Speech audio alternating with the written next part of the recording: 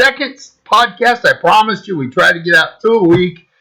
We did one, and since then a lot's happened. But I wanted to get with you. Got a lot to talk to you about. First of all, happy holidays. We are definitely in the midst of the Advent season, and this year we got some really neat stuff going on that I want to be sure everybody's aware of, because we have so many different kinds of people in this world that we got to make room for one another. This year, on December 24th, Christmas Eve, the time of our Savior Jesus Christ's birthday in the traditions of Christians everywhere around the world. I've been so lucky. I've been to Israel. I've been to Bethlehem. I've been to many of the holy places, of course, Jerusalem. And not only the Christian holy places, but the Jewish holy places as well as the Muslim holy places. So I've been to Israel more than once. I have a real soft spot in my heart for Israel. But anyway, what I was getting at on the calendar, getting back here to the United States, on the 24th of December, it's Christmas Eve, and it's also the first night of Hanukkah. So the two faiths, the two Abrahamic Judeo-Christian faiths, fall together, which is rare because one's on a Gregorian calendar and the other on a lunar calendar, but I know you don't want to hear all that. Folks, I mentioned to you how proud I was of the local Savannah Benedictine Military School the last time we got together. I was doing a little bit of bragging about the cadets and how proud I was. It's because of my little American heart beating and just proud of what's going on over there, and thankful that we've got people over there, like a friend of mine who's teaching over there. I won't name his name because I don't have permission. Maybe I can get him on the show. You'll really like Jerry. But what happened over at Benedictine, the cadets, who have always been known as champions of character, they had a heck of a game. It was posted December the 2nd, and the Benedictine cadets, they just rolled past Callaway, and they're moving on to the state championship. So that made all of us in the Savannah area feel really good. You know, we're learning, Andrew and I. Andrew's my director, producer, tech guy. This is coming to you live from my house. Good evening.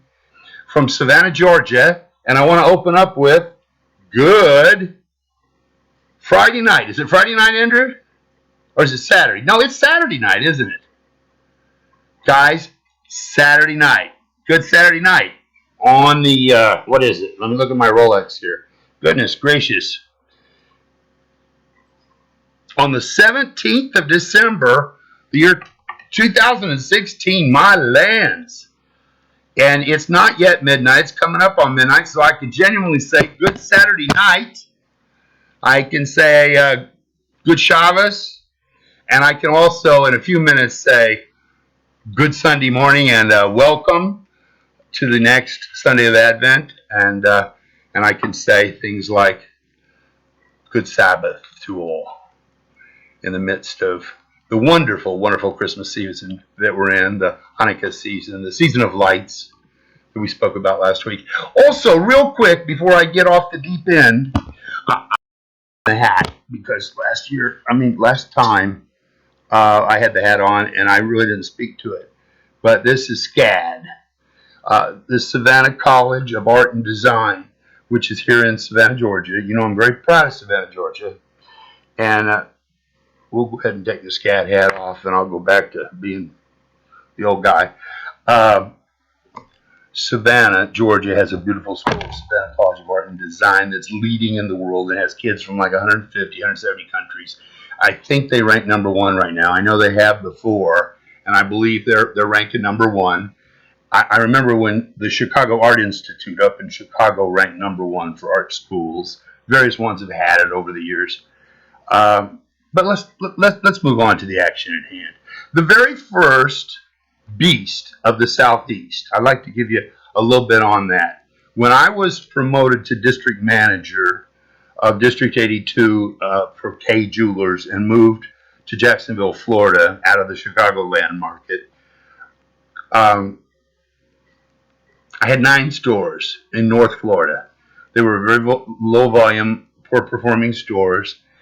And the company, Sterling Incorporated, that owned us out of Akron, Ohio, that's affiliated with Signet Group in London. Sterling, who owned us, Kay Jewelers, they had a real system of regimentation and rankings, and they were analytics. They were really quite good. They were jewelers that were real numbers people and very sophisticated selling people and big on training. And I just have to say thank you to Sterling Incorporated because they trained me on so much. They spent a fortune on Mike Lepper. They sent me to things like the Kinsey Institute and Disney College and the Wilson Learning Institute and many trips to Cleveland to Pradco psychologists, business psychologists for testing to discover my weaknesses and my developmental areas as well as my strengths. And I thank Sterling for all of that.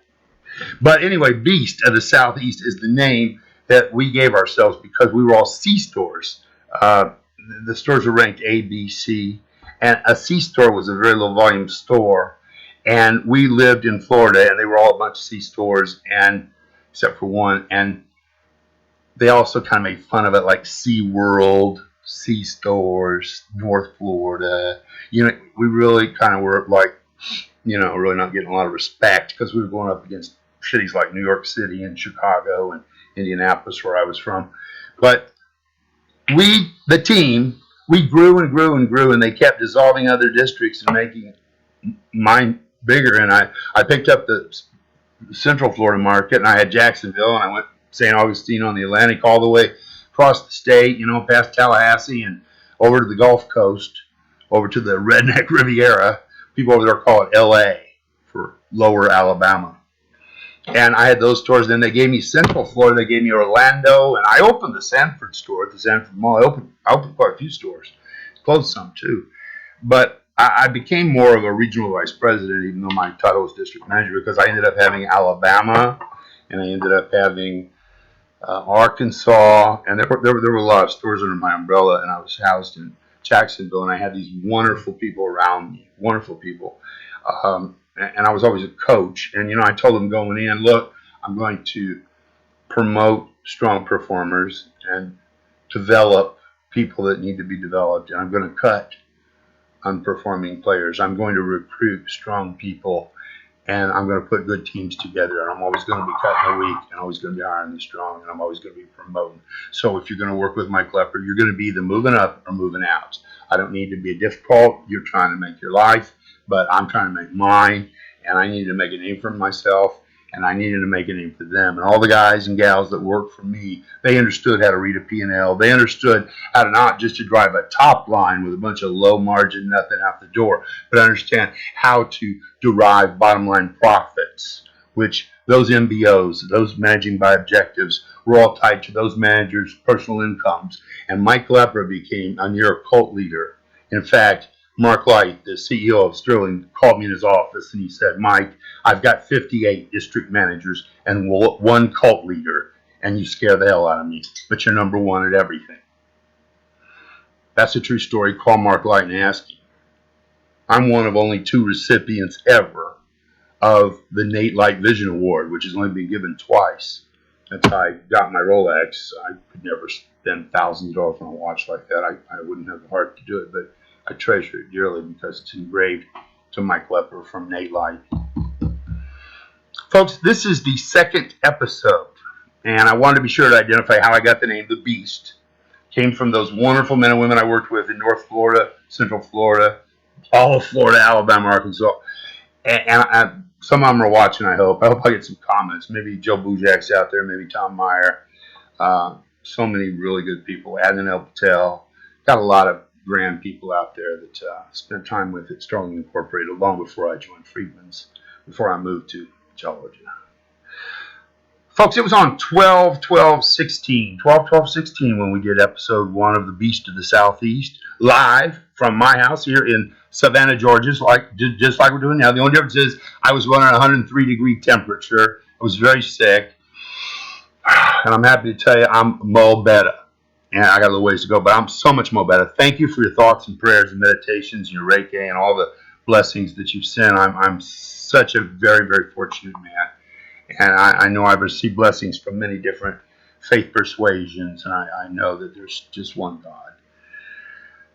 Folks, it was 12/12/16 that Fox News reported that, yes, in fact, 17 national security organizations in the United States, including the CIA and the NSA, had complete agreement that the Russians hacked the United States of America, that Putin and his teams actually got into the DNC, the Democratic National Committee's files, actually got into the RNC, the Republican National Committee's files, that they hacked Obama, that they hacked election board records, that they hacked Hillary Clinton, even on Fox. The conservative Southern senator from South Carolina, the Republican, Lindsey Graham, got on and said that while he was running in the primary, in the Republican primary, that the FBI came to him and told him that he had been hacked, that his emails were being hacked, and that it was the Russians doing it, and they had knowledge it was the Russians. You know, when I did the first podcast, when I had our first greeting, we did our little meet and greet, and I was so sick. That was the same day that I watched, not the liberal media that I keep hearing about, but the conservative, the most conservative, you know, Shepard. Shepard was on there saying Donald Trump is lying. I mean, flat out. I never thought I'd hear it on Fox News. And I flipped the channels back and forth, and CNN wasn't even reporting it. CNN was reporting Trump's tour, his thank you tour. And I thought, wow, you know, they've just broken all rules once again about who's the conservative and who's the liberal network. And this is a bipartisan issue, ladies and gentlemen. We don't have time anymore to be right or left. We've got to be American. This is an American issue. This is a serious problem. We got Putin looking into our books. Putin's hit us as late as today, according to President Obama. This is a travesty. Now, clear heads prevail. Thank God that Obama's still in office with a clear head. He came out and said he knew it, that the FBI had informed him, and that he didn't want to be called as just being a political thing or creating lies or saying that he's motivating the FBI to come down on Hillary. None of that. Real world. This is not right or left. This is the Russians. This is a KGB guy. Too friendly with our president-elect. Inviting our generals, one who was just named to be a member of the Trump cabinet. One general, they brag about him. I think he has the same name as me, Mike. I can't remember. But he was actually at a Russian awards dinner with Putin, getting awards. At the same time, our new Secretary of State, the CEO of ExxonMobil, for crying out loud, is getting the award of the year from Putin over in Russia.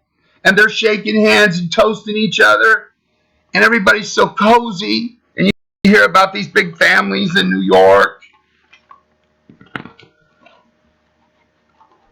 Rex Tillerson? Really? Secretary of State? Wow. Listen, I want to wish President-elect Donald J. Trump the very best of luck, because we're going to need all the luck we can get.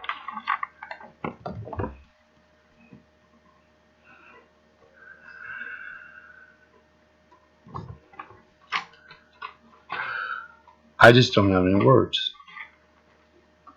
We've got the KGB looking into our files, and we've got the president-elect, the only one who says it's not the Russians. He and Putin got something cooked up. I don't know. I'm not making accusations. I don't want to be missing in action. Who's running those big families in New York? Those big business families? Who's the big leader in the boroughs these days? In Manhattan. I don't know. You know, some people are talking. People say things. I hear things sometimes. Maybe I'm a little crazy. I hear little voices saying, "Oh my God, could Putin and Trump be planning some kind of imperialism takeover or something?" You know that Putin's one of the wealthiest men in the world now. He just took over all the Russian oil. He was just a little peon KGB agent. He's a powerful son of a gun, just like Napoleon. I want to be wrong. I want to wish you a Merry Christmas. And I want Santa Claus to come to your house. And I want you to spin your dreidel and light your menorah. And I want